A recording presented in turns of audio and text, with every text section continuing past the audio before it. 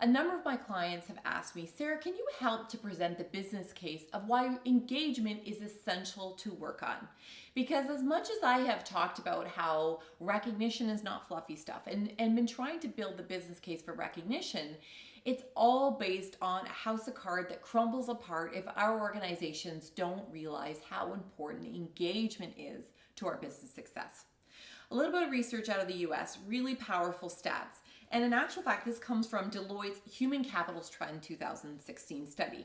They found that the most engaged workplaces compared to the least had very significant differences in three important business drivers. First one, productivity. In organizations where there was low engagement, they had $3 billion in lost productivity across the US in 1 year.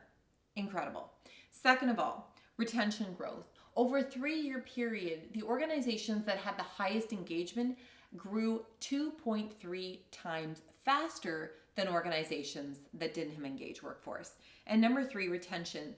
87% were less likely to leave when they were engaged. I mean, again, I'm preaching to the converted, perhaps you understand all of that.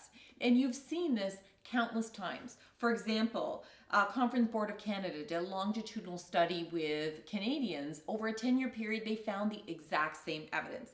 Gallup, their State of the Workplace study, they found very similarly that absenteeism was lower as well as turnover almost 40% lower in engaged workforces. Safety incidents, 50% lower. And productivity was higher, almost 20%, profitability almost 20% as well. So if this is not pointing to the evidence why engagement is important, I don't know what is. However, perhaps now the question is, so if that makes sense, why aren't we doing it? Well, I have to say, one of the things that I see most consistently in my clients is our leaders are burnt out. Our senior leaders are getting pushed to drive results, boost productivity, and boost profitability on a short-term scale, and this is one of the issues.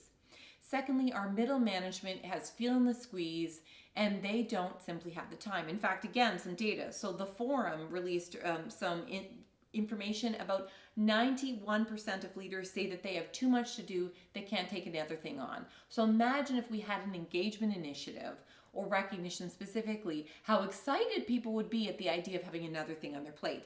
Little or no capacity, 75% of leaders echoed, yes, that is indicative of how I feel right now.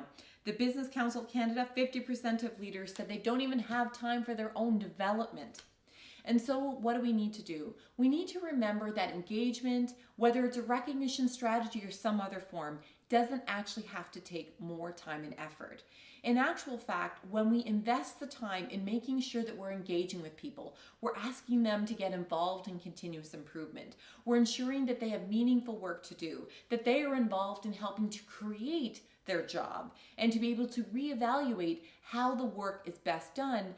This is not only how we boost engagement, it demonstrates recognition, and ultimately it makes our leaders have greater capacity to be able to do the more strategic work that they need. And ultimately, our shareholders are happy, our parent companies are happy. If we run a small business, then our bottom line is healthier as well. So if you need a summary of some of these key points, then visit my website. On the Cool Stuff page, you can download for free a one-pager of a quick snapshot of some of the evidence of why engagement is absolutely essential for business success. In the meantime, my name's Sarah McDaniel. Be well and be great.